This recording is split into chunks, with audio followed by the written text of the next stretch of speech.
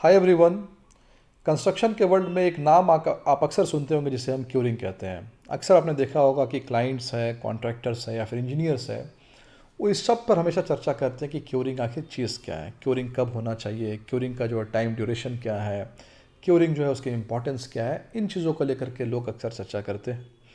इस वीडियो में हम देखेंगे कि ये जो क्यूरिंग है वो चीज़ क्या है और उसका इंपॉर्टेंस क्या है। तो दोस्तों, एक जो बिल्डिंग जो हम बनाते हैं उस बिल्डिंग में कई तरह के मटेरियल का इस्तेमाल होता है। सैंड का इस्तेमाल होता है, एग्रीगेट का इस्तेमाल होता है, ब्रिक का इस्तेमाल होता है, टाइल्स का इस्तेमाल होता है। कई सारे मटेरियल्स को लेकर के एक बिल्डिंग जो है उसका निर्माण किया जाता है। पर इन सारे मटेरियल में सबसे इम्पॉर्टेंट जो एक मटेरियल है जो कि सबसे ज़्यादा यूज़ होता है, जिसे हम कंक्रीट कहते हैं। अगर हम कंक्रीट की बात करें तो कंक्रीट की जो क्वालिटी है उस क्वालिटी का डायरेक्ट रिलेशन बिल्डिंग के जो स्ट्रेंथ से है। और कोई भी क्लाइंट, कोई भी ओनर जब अपनी बिल्डिंग को बनाता है तो वो सबसे ज़्यादा कंसर्न अपनी बिल्डिंग के स्ट्रेंथ को लेकर के होता है। और चूँकि बिल्डिंग के मटेरियल में एक बहुत मेजर मटेरियल कंक्रीट है, यानी कंक्रीट के हर प्रोसेस जो है उसका रिलेशन कहीं ना कहीं बिल्डिंग के स्ट्रेंथ से होता है। तो दोस्तों, जैसा कि आपको मालूम है, कंक्रीट में एक मेजर जो मटेरियल है वो सीमेंट है। जब भी सीमेंट और वाटर एक दूसरे के कांटेक्ट में आते हैं तो एक केमिकल रिएक्शन होता है जिस प्रोसेस को हम हाइड्रेशन कहते हैं। चूँकि अगर हम ये चाहते हैं कि हाइड्रेशन का जो प्रोसेस है ये कंप्लीट हो, अच्छी तरह से हो, ताकि जो कंक्रीट है वो अपने डिज़ायर्ड स्ट्रेंथ को गेन कर सके, तो ये बहुत ज़रूरी है कि इस हाइड्रेशन प्रोसेस के दरमियान हम टेम्परेचर और मॉइस्चर का एक परफेक्ट बैलेंस रखें। यानी टेम्परेचर और मॉइस्चर जो है उसके रिक्वायरमेंट है, ताकि ये प्रोसेस अच्छे से, हाइड्रेशन का प्रोसेस, और कंक्रीट अपने जो डिज़ायर्ड स्ट्रेंथ है उस स्ट्रेंथ को गेन कर सके। और इसलिए जैसे ही हम कंक्रीट का कोई भी स्ट्रक्चर बनाते हैं, कोई कंस्ट्रक्शन करते हैं, तो उस कंस्ट्रक्शन के कुछ समय के बाद ये ज़रूरी है कि हम वहाँ पर मॉइस्चर यानी कि पानी को डालना चालू करें। आम शब्दों में अगर हम एकदम लेमेन्स वर्ड में बात करें तो कंक्रीट को ऊपर से जब हम कोई पानी डालते हैं, किसी प्रोसेस से पानी डालते हैं, उसी प्रोसेस को हम क्या कहते हैं? क्यूरिंग कहते हैं।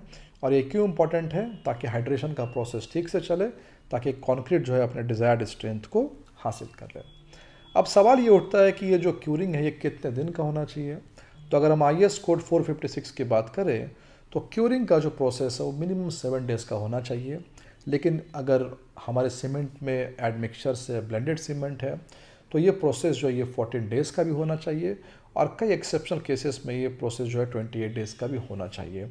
यानी थंब रूल की अगर हम बात करें तो क्यूरिंग मिनिमम 7 डेज़ का तो होना चाहिए। और बेस्ट रिजल्ट के लिए, और ख़ास करके स्लैब के लिए जहाँ पर हेवी स्ट्रक्चर्स है, वहाँ पर क्यूरिंग कम से कम 14 डेज़ का आप ज़रूर करवाएं। इसके बाद एक सवाल उठता है कि क्यूरिंग जो है वो उसका प्रोसेस क्या है।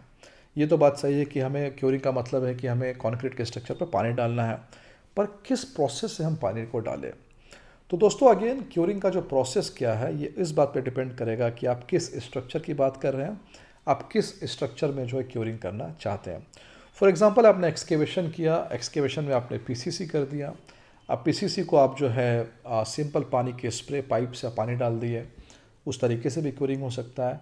पिट में, फुटिंग में आपने कुछ टाइम के लिए पानी को स्टोर करके रखा, उससे भी क्यूरिंग हो सकता है।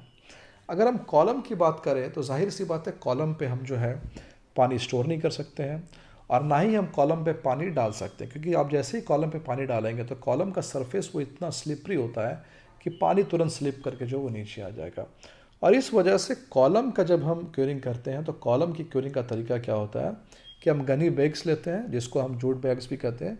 जूट बैग्स को हम पहले भिंगाते हैं, और भिंगा करके उसको चारों तरफ से कॉलम के चारों तरफ में उसको क्या करते हैं, कॉलम को ढक देते हैं, ताकि वो कॉलम के मॉइस्चर को जो वो वेट बैग से वो क्या करते हैं, मेंटेन करते हैं।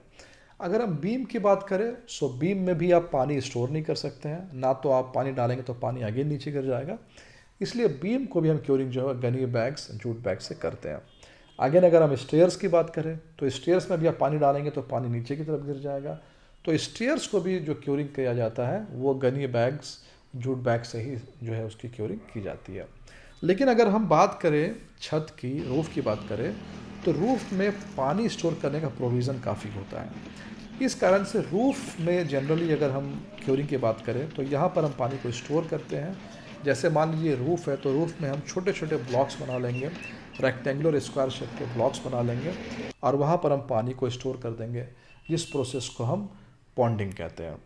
अगर आप ब्रिक वॉल की बात करें तो ब्रिक वॉल में ना तो हम गनी बैग्स लगाते हैं और ना ही वहाँ पॉन्डिंग पॉसिबल है। चूँकि ब्रिक जो वॉल होता है वो पानी को एब्जॉर्ब कर लेता है, सो सबसे इफ़ेक्टिव है वहाँ पर सिंपल स्प्रे करके, एक पाइप से स्प्रे करके आप पानी डाल दीजिए, हमारा जो है पर्पस है वो फुलफिल हो जाएगा। सेम अगर हम प्लास्टर की बात करें तो प्लास्टर में भी अगर हम पानी से स्प्रे करें तो स्प्रे करने के तरीके से हमारा क्योरिंग जो है वो हो सकता है। तो मैंने क्योरिंग के कई सारे जो तरीके हैं उनको डिस्कस किया, पर इसके अलावा भी क्योरिंग करने के बहुत सारे तरीके होते हैं। जैसे एक तरीका है, आप कंक्रीट के स्ट्रक्चर को प्लास्टिक से ढक दीजिए। तो प्लास्टिक से ढकने से क्या होता है कि जो इवापोरेशन होता है वो कंट्रोल होता है और मॉइस्चर को प्लास्टिक जो है अपने कंट्रोल में रखता है। इसके अलावा मेम्ब्रेन उसको यूज़ किया जाता है। उसके बाद अलावा एक स्टीम क्यूरिंग का भी एक प्रोसेस होता है। बहुत तरह के प्रोसेस होता है क्यूरिंग के, पर मैंने एक जनरल प्रोसेस को डिस्कस किया जो कि आमतौर पर ज़्यादातर बिल्डिंग्स में जो वो इस्तेमाल किया जाता है। सो वीडियो का क्रक्स ये है कि क्यूरिंग बहुत इंपॉर्टेंट है। कम से कम 7 डेज़ से लेकर के 14 डेज़ का आप क्यूरिंग कीजिए और स्ट्रक्चर को देखते हुए डिफरेंट प्रोसेस है क्यूरिंग के जिसको आप कीजिए, ताकि जो आपका कॉन्क्रीट है बिल्डिंग है वो अपने डिज़ायरेबल स्ट्रेंथ को जो है वो ले सके। Thank you.